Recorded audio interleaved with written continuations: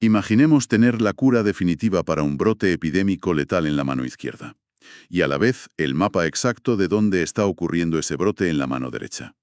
Físicamente, tenemos todo lo necesario para detener una tragedia inminente. Pero hay un problema insalvable. Exacto. Resulta que no puedes actuar porque la información de la mano izquierda está escrita, no sé, en ruso antiguo, la de la mano derecha solo procesa código binario y no hay absolutamente ningún traductor en la sala. Ostras, es que esa desconexión, esa incapacidad de cruzar información vital en el momento exacto en que se necesita, es la tragedia invisible que hoy en día paraliza la lucha global contra enfermedades como la malaria. Un saludo muy cálido y bienvenidos a quienes nos escucháis hoy a este nuevo análisis a fondo. Hoy tenemos una misión bastante ambiciosa. Vamos a desentrañar un estudio interesantísimo de la Universidad de New Brunswick y el Oak Ridge National Laboratory. Es una investigación de Al Manir y su equipo sobre una plataforma revolucionaria llamada SIEMA. Y bueno, vamos a desglosar esto porque lo que estos investigadores intentan resolver es básicamente el caos de los datos de vigilancia de la malaria. Sí, un caos absoluto. Y a ver, para poner un poco de contexto inicial, las cifras son demoledoras. Solo en el año 2016, la malaria mató a 445.000 personas, hubo 216 millones de casos en 91 países y, claro, el 80% de todo esto se concentra en el África subsahariana. Madre mía, son números que asustan. Totalmente. Pero lo que plantea este documento, y por lo que es tan crucial para cualquier persona interesada en la tecnología o la salud pública, es que la tragedia no es solo médica, es informática. O sea que la información vital para las intervenciones de salud realmente existe. Sí, existir existe, pero está fragmentada. La interoperabilidad entre las bases de datos de los distintos ministerios y organizaciones es, bajísima. Si no podemos conectar los datos, es que no podemos detectar tendencias ni planificar intervenciones. Las malas infraestructuras de datos al final cuestan vidas. Pues entrando ya en materia con el documento, detallan cómo, a pesar de las inversiones millonarias, el declive de la malaria se estancó de golpe después de 2010. Y para averiguar por qué, analizaron 11 plataformas web existentes. Y fíjate, todas fallaban exactamente en lo mismo. Todas. Hablamos de datos que no se actualizan dinámicamente, falta de metadatos estandarizados, sistemas súper inflexibles. Eran plataformas que, según dicen los autores, solo sirven a la comunidad científica para publicar papers, pero no a los trabajadores de campo. Exacto. Si eres un funcionario en Uganda que necesita saber a qué distrito enviar camiones con mosquiteras esta misma tarde, esas bases de datos tan rígidas no te sirven absolutamente de nada. Pero a ver, aquí tengo que hacer un inciso, porque al leer esta parte del texto, yo la verdad es que me he mostrado bastante escéptico. Cuéntame. Pues que ya existen bases de datos enormes. Tenemos el Malaria Atlas Project o los Africa Development Indicators. Mueven muchísimos recursos. Entonces yo me pregunto, ¿realmente necesitamos otra plataforma más? Esto suena a que los académicos están creando un nuevo sistema aislado para intentar arreglar sistemas aislados anteriores. ¿No es eso totalmente redundante? Pues mira, te entiendo perfectamente, pero lo que resulta fascinante aquí es que SIEMA no es otra base de datos. No es un silo nuevo. Ah, ¿no? ¿Qué va? Es una federación de datos basada en la web semántica. Y el documento hace una distinción muy importante aquí. Diferencia entre la interoperabilidad estructural y la interoperabilidad semántica. Vale, a ver si lo he entendido bien con una analogía. La interoperabilidad estructural sería como tener el mismo tipo de enchufe en la pared para conectar los ordenadores de diferentes oficinas, ¿no? La electricidad pasa, los cables conectan. Sí, esa sería la parte física, digamos. Pero claro, la interoperabilidad semántica sería asegurar que, una vez conectados, esos ordenadores hablen el mismo idioma, que entiendan, no sé, hasta el sarcasmo o el contexto de lo que se están enviando. Ostras, es una analogía perfecta, totalmente. Porque la semántica lo que hace es preservar el significado y la integridad de los datos. Imagina que un hospital usa el término brote y otro usa epidemia. Para una base de datos tradicional son dos cosas inconexas. Para una semántica significan lo mismo en ese contexto. Y esto lo logran usando algo que el texto llama ontologías, ¿verdad? Exactamente. Las ontologías son vocabularios estandarizados. El estudio menciona varias muy específicas. Por ejemplo, la VSMO, que es la ontología de vigilancia y manejo de vectores. Vale, para los mosquitos. Eso es. Luego está Idomal, centrada en la enfermedad en sí, la malaria. Y otra súper interesante es Miro, que clasifica la resistencia de los mosquitos a los insecticidas. Así que las ontologías mapean los datos locales a estos conceptos universales. Y a nivel técnico, ¿cómo hacen que esos ordenadores se pasen la información ya traducida? Pues utilizan unos servicios web llamados SADI. Sus siglas en inglés significan Descubrimiento e Integración Automatizada Semántica. Estos servicios consumen y producen datos en un formato específico llamado RDF, utilizando unos estándares web conocidos como OWL. A ver, espera un momento. Frena ahí. Porque todo esto de RDF, estándares OWL y hacer consultas en código SPARQL, que también lo mencionan, pues suena fantástico. Pero suena fantástico para un ingeniero de software en Silicon Valley. Ya sé por dónde vas. Claro, es que el documento menciona que esto es para los planificadores del Ministerio de Salud de Uganda. Yo insisto en ser el abogado del diablo hoy. Esta gente está saturada de trabajo, no tiene tiempo para sentarse a aprender a programar en SPARQL. ¿Cómo es esto útil en la vida real? Y haces muy bien en ser crítico porque esa es la tumba de la mayoría de proyectos tecnológicos. Pero aquí está la clave. Para solucionar el problema del usuario final, Siema integra un motor de búsqueda llamado Hydra. Hydra, como el monstruo mitológico. Eso es. Y Hydra tiene una interfaz gráfica de usuario inteligentísima. El planificador sanitario nunca, jamás, ve una línea de código SPARQL. En lugar de escribir código, el usuario construye un gráfico visual en la pantalla. Ah, vale. O sea que es como dibujar un esquema de burbujas. Tal cual. Vamos a ver el ejemplo específico del texto, el caso de Uganda, que lo explica muy bien. Tienen una pregunta en el programa nacional, la pregunta 1. Quieren saber qué fumigaciones residuales de interiores utilizaron el insecticida permetrina. Una pregunta que el lenguaje humano tardas 3 segundos en hacer. Claro, pero informáticamente es un dolor de cabeza. Pues con Hydra, el usuario solo tiene que arrastrar una cajita que dice Actividades de Salud Pública. De ahí saca una flecha lógica que conecta con la ontología BESMO, específicamente el código para fumigación. Vale, ya tenemos la acción. Exacto. Luego añade otra flecha visual con la propiedad tiene insecticida, y eso conecta directamente con la ontología Miro. Y ahí filtra por el nombre permetrina. El usuario solo ve dibujitos, pero Hydra encadena visualmente todos los servicios SADI por detrás y te devuelve la respuesta. ¡Ostras! Democratizan el acceso completamente.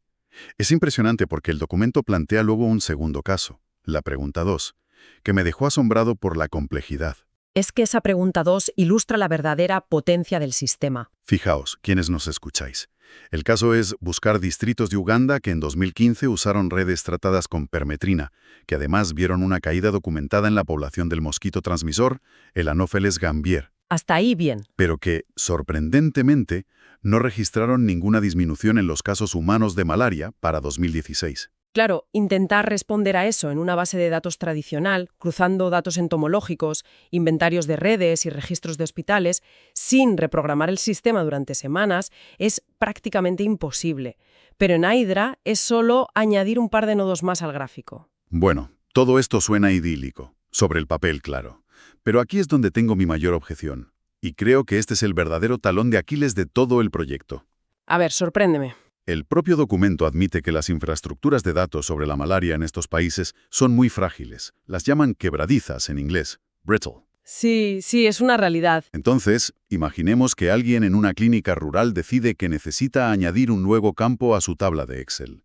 Digamos que quieren apuntar cómo actúa el insecticida, si es por contacto o aéreo. Una tontería, una sola columna.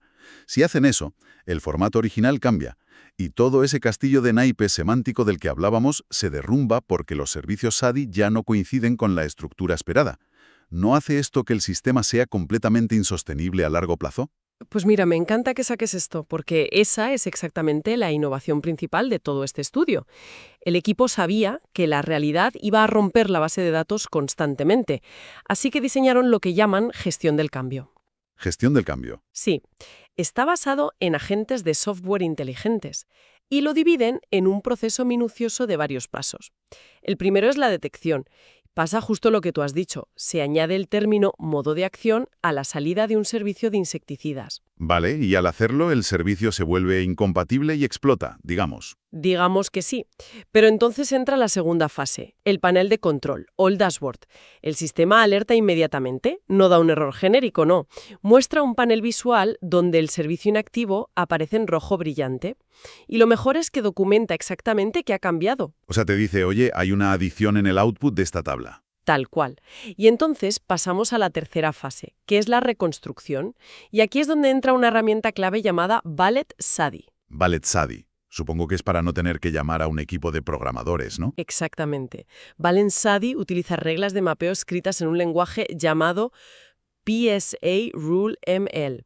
En lugar de reescribir todo el código, el administrador solo tiene que ir a la regla lógica y actualizarla para incluir el nuevo campo. Le dice al sistema, oye, ahora hay un campo que es dravinsecticida y tiene id, nombre y modo de acción. Y ya está, solo cambias la regla. Solo cambias la regla y en el momento en que guardas, Valet SADI de forma completamente autónoma reescribe automáticamente las consultas SQL y recompila todo el código Java. Espera, ¿me estás diciendo que genera su propio código Java en cuestión de segundos? En segundos.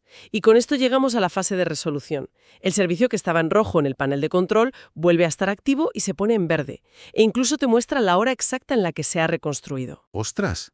Es una capacidad de autosanación brutal. Me parece increíble que un sistema tan complejo pueda repararse a sí mismo con solo modificar una regla lógica. Y a ver, si conectamos esto con el panorama general, cobra muchísimo más sentido. El estudio, de hecho, evalúa a Siema bajo los criterios del CDC, los Centros para el Control y la Prevención de Enfermedades de Estados Unidos. Que son bastante estrictos, por cierto. Muy estrictos. Exigen 4 cosas fundamentales a cualquier sistema de vigilancia: simplicidad, calidad de los datos, flexibilidad y estabilidad. Y Siema cumple con todos. A ver, repasemos. La simplicidad la logran con la interfaz gráfica esa, Hydra, ¿no? Exacto. La calidad de los datos se mantiene mediante los estándares RDF y OWL de la web semántica, porque todo está mapeado contra ontologías precisas. Claro. Y la flexibilidad supongo que viene por los servicios SADI, que son modulares y los puedes combinar como piezas de Lego en la pantalla. Sí. Y la última, la estabilidad y la puntualidad, que es lo más difícil en países en desarrollo, se consigue gracias a ese panel de control y a la reconstrucción instantánea de Valet SADI que acabamos de comentar. Bueno, es que es un avance gigantesco. Llegados a este punto, me gustaría hacer un pequeño bloque de conclusiones claras para repasar los puntos más importantes que hemos aprendido en este análisis profundo de hoy. Me parece perfecto. Adelante. Vale, pues punto número 1.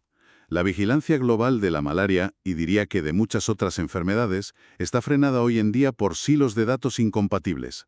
Si la información no fluye, no salvamos vidas. Tal cual. Punto número 2. La interoperabilidad estructural no es suficiente. Necesitamos interoperabilidad semántica. Es la única forma de asegurar que todos los sistemas entiendan exactamente de qué mosquito o de qué insecticida se está hablando en cada rincón del mundo. Totalmente de acuerdo. Punto 3, que me parece vital. Herramientas como Hydra democratizan el acceso. Es decir, permiten a los epidemiólogos sobre el terreno hacer preguntas críticas, preguntas que salvan vidas, sin tener ni idea de programación. Y el último punto clave es que la verdadera supervivencia técnica del sistema radica en esa gestión del cambio. El hecho de que algoritmos como Valet SADI puedan detectar y reparar servicios rotos casi instantáneamente es lo que hace que esto sea sostenible en el mundo real. Entonces, ¿qué significa todo esto? Porque al final no estamos hablando solo de código o de bases de datos. Claro que no. Estamos hablando de la infraestructura invisible necesaria para erradicar una enfermedad que lleva milenios castigando a la humanidad. El impacto humano detrás de esta tecnología es incalculable. Es que al final, ordenar los datos es el primer paso para curar la enfermedad. Exacto. Y para terminar, quería dejar a nuestra audiencia con un pensamiento final. Algo provocativo, para que le deis vueltas por vuestra cuenta. A ver. Fijaos. Hemos visto cómo esta arquitectura semántica y de autosanación puede desenredar el mundo increíblemente caótico de los datos globales de la malaria cruzando múltiples países. Pero, ¿qué pasaría si aplicáramos plataformas tipo Siema para rastrear y predecir futuras pandemias globales en tiempo real? Esos son palabras mayores, ¿eh? Imaginemos cruzar instantáneamente datos climáticos satelitales, manifiestos de vuelos internacionales y registros de síntomas en hospitales locales. Todo autogestionado. ¿Acaso no estamos ante el prototipo inicial del futuro sistema inmunológico digital del planeta? Ostras, es una visión fascinante. Estoy convencida de que hacia ahí nos dirigimos, sin duda. Pues ahí dejamos la reflexión. Muchísimas gracias a quienes nos habéis acompañado en este análisis detallado. Ha sido una inmersión profunda, apasionante. Muchísimas gracias a todos, ha sido un placer. Nos vemos en la próxima. Hasta luego.